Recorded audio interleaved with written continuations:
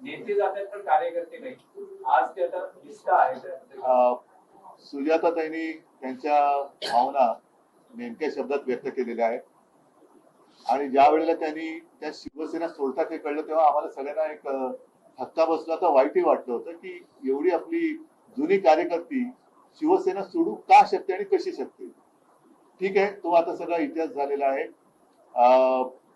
गेले 3-4 महिने किंवा किती जो काय तुम्ही तिकडे होतात तिकडे एकूण सगळं बघितलेलं आहे. बेबंदेशाही, अंधाधुंद आणि कशासाठी लोक तिकडे जात आहेत, तिकडे जाऊन काय करताय हे तुम्ही जवळून पाहिलं. त्याच काळामध्ये तुम्ही मला यापूर्वी सुद्धा सांगितलं आणि आता सुद्धा सगळ्यांना तुम्ही सांगितलं की तिथे तुम्ही कोणाशी म्हणजे असं काही जुळून घेऊ शकाल असं काय वाटत नव्हतं. एकूण वातावरणच फार विचित्र होतं. बेचैन होत्या, अस्वस्थ होत्या. पण त्यांना मी खरंच धन्यवाद देतो की काही जण तिकडे गेल्यानंतर पश्चाताप होतोय, अनेकांना होतोय. पण तुमच्यासारखा निर्णय घेण्याचं धाडस किंवा एक ज्याला हिंमत लागते ती फार कमी लोकांमध्ये असते आणि ही हिंमत आणि हे धाडस केवळ शिवसैनिकामध्येच असू शकतं. बाकी इतर जे काही गेले असतील लाचारीसाठी त्यांच्यामध्ये असू शकत नाही.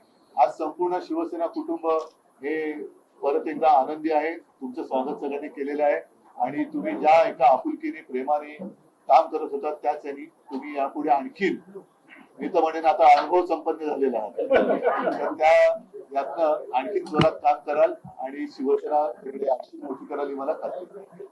उद्धवजी, आणखी एक विषय आहे. संपूर्ण महाराष्ट्राचं लक्ष लागलंय की राज ठाकरे उद्धव ठाकरे कधी एकत्र येणार.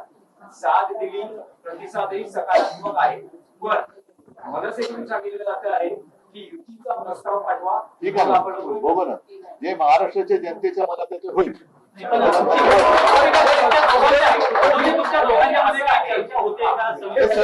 मी तुम्हाला एका वाक्यात सांगितलेलं आहे. त्याच्याबद्दल बाकीचे जे काही बारकावे आहेत ते आम्ही बघतोय.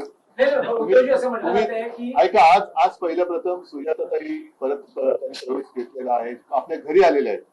त्याच्यामुळे ती एक महत्वाची बातमी आहे. अशी हा त्यांचा परत घरी येण्याचा जो किंवा पुनर्प्रवेश जो आहे तो तमाम तिथे गेलेल्या पण मनापासून शिवसैनिक असलेल्यांसाठी एक संदेश आहे.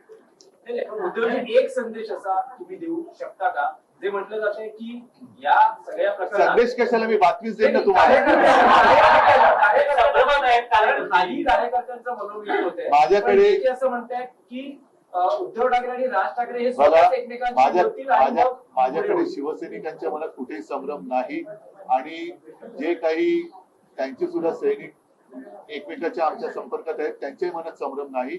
तर माझं म्हणणं की संदेश वगैरे देण्यापेक्षा आम्ही जी काय बातमी द्यायची ती बातमी देऊ.